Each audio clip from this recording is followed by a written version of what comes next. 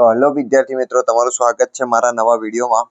તો આજે આપણે ચલાવવાના છીએ બીકોમ સેમ 1 નું નાણાકીય હિસાબી પદ્ધતિ 2 ફાઇનાન્શિયલ એકાઉન્ટિંગ 2, જેમાં આજે આપણે ચલાવવાના છીએ શાખાના હિસાબો।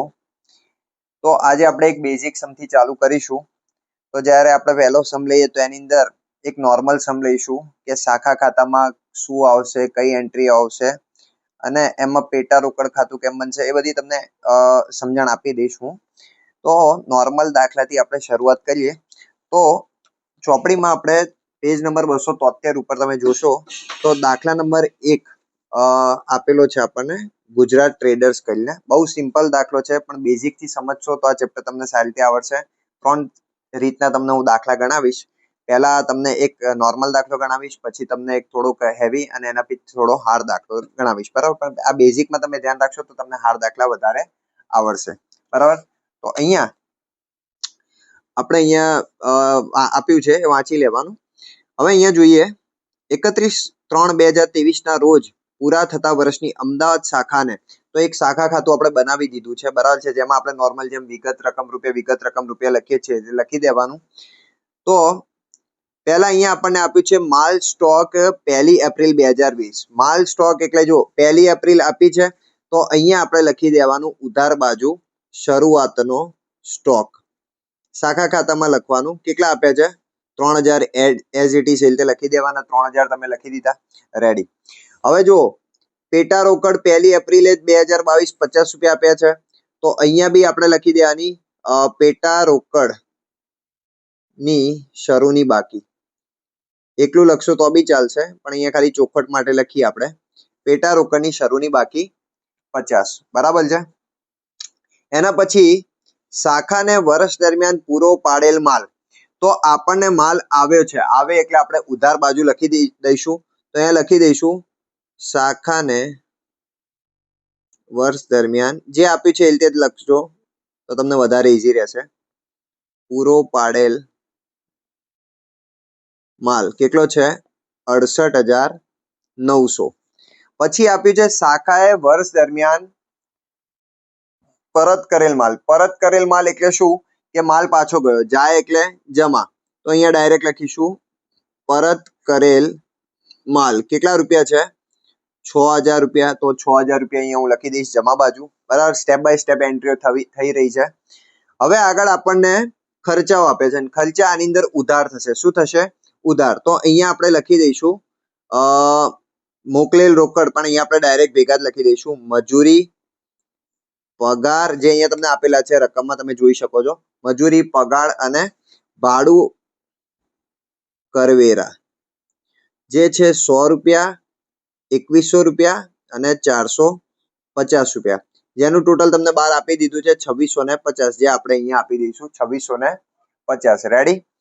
હવે પલચુરણ ખર્ચ તમને આપે છે 350, આની વાર્તા છે એ તમને હમણાં સમજાવીશ, બરાબર છે।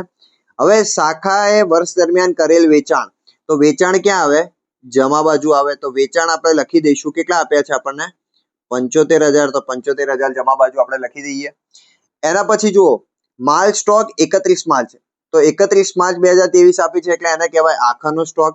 તો આખરનો સ્ટોક આપણે અહીંયા કેટલો આપ્યો છે 9,000 આપ્યો છે, તો જમા બાજુ 9,000 આપી દઈશું। એવી રીતે પેટા રોકડની આપણને 31 માર્ચ 2023 ની આપી છે આખરની બાકી, તો અહીંયા લખી દઈશું પેટા રોકડની આખરની બાકી કેટલા રૂપિયા આપી છે 100 રૂપિયા આપી છે, રેડી આટલું। હવે અહીંયા આપણે પેટા રોકડ ખાતું એટલા માટે બનાવવાનું કારણ કે આપણને અહીંયા શું આપે છે પલચુરણ ખર્ચા આપ્યા છે, અહીંયા પલચુરણ ખર્ચાની વાર્તા છે એટલા માટે। તો પલચુરણ ખર્ચ કેટલા છે અહીંયા 350 રૂપિયા આપ્યા છે, તો અહીંયા જમા બાજુ તમારે લખવાના પલચુરણ ખર્ચ કેટલા લખવાના, પલચુરણ ખર્ચા 350, બરાબર છે। હવે અહીંયા 350 આપ્યા છે। હવે અહીંયા તમે જો પેટા રોકડની શરૂની બાકી કેટલી હતી, પેટા રોકડની શરૂની બાકી હતી આપણી 50 રૂપિયા અને આખરની બાકી હતી 100 રૂપિયા, બરાબર છે। તો 350 + 100 કરશો તો અહીંયા તમને મળી જશે 450, અને અહીંયા 450 મૂકી દેવાના એટલે તમને અહીંયા મળશે 450 માંથી 50 કાઢો તો પેટા રોકડની ઓરિજિનલ કિંમત મળશે કેટલા રૂપિયા? 400 રૂપિયા. જે તમારે ક્યાં લખવાના? શાખા ખાતામાં ઉધાર બાજુ. ભૂલતા નહીં, ખાસ કરીને આ એન્ટ્રી કરવાની. તો પેટા રોકડ અહીંયા કેટલા? 400 રૂપિયા. ઉપર ભલે શરૂની બાકી આગળની બાકી કરી, પણ અહીંયા પરચુરણ ખર્ચા છે ત્યારે અહીંયા ખાસ એન્ટ્રી નોંધવાની. બરાબર છે. તો હવે અહીંયા આપણે જમા બાજુનું ટોટલ કરીશું તો જોઈએ કેટલો આવે છે. 6000 વત્તા 75000 વત્તા 9000 વત્તા 100. તો આપણો અહીંયા ટોટલ આવી ગયો છે 90100. હવે 90100 આવી ગયો.